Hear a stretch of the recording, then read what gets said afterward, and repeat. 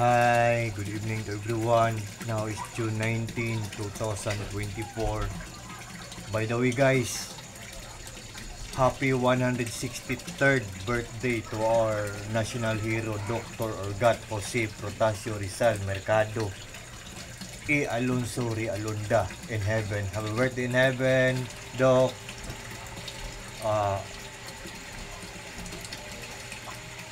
Siya ay walang katulad. Siya ang national hero natin ng bansang Pilipinas. National hero and superhero ng bansang Pilipinas. By the way guys, as you can see guys, andito ako ngayon sa koi fish pond ko. At gusto kong i-reveal sa inyo na ang submersible pump ko or water force ko ay just only 34 watts lang, pero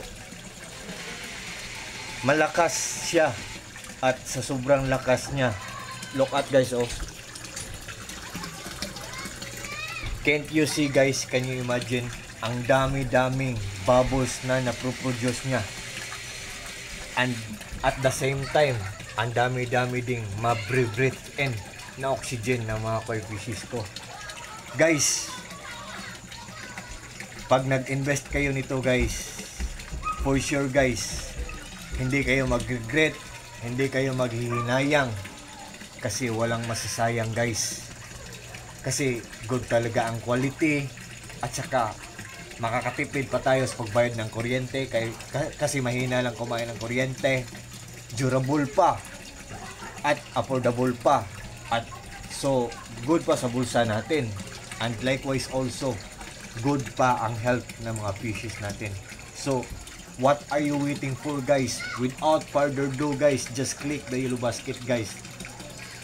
Just trust me guys, just click my yellow basket at makikita nyo dyan guys kung ano ang brand ang ginagamit ko, kung ilang watts siya, at kung magkano ang price niya. Pero ang price niya nagdidepende kung gaano kalakas ang gusto mong bilhin na product guys.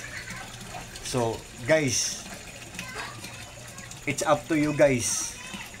Naniniwala ba kayo guys sa kasabihang no guts, no glory? Ang ibig sabihin nun, kung hindi mo susubukan, hindi mo malalaman. Who knows, not knowing, andyan na sa harapan mo, pero binabaliwala mo. So sayang ang pagkakataon guys, sayang talaga. So it's up to you guys, it's your choice. You're old enough and you know already what's right and what's wrong. Charot. Pero joke lang guys, pero totoo talaga guys. So guys, just click the yellow basket, just click my yellow basket guys. Please guys, just trust me, just click the yellow basket. And I think for this time guys, hanggang dito muna lang tayo. And sa lahat ng mga TikTok friends ko at sa mga TikTok followers ko, thank you so much. And take care always, and also always pray. And God the Father, and God the Son, Lord Jesus Christ, and Mama Virgin Mary, I love you very much, and thank you so much. That's all.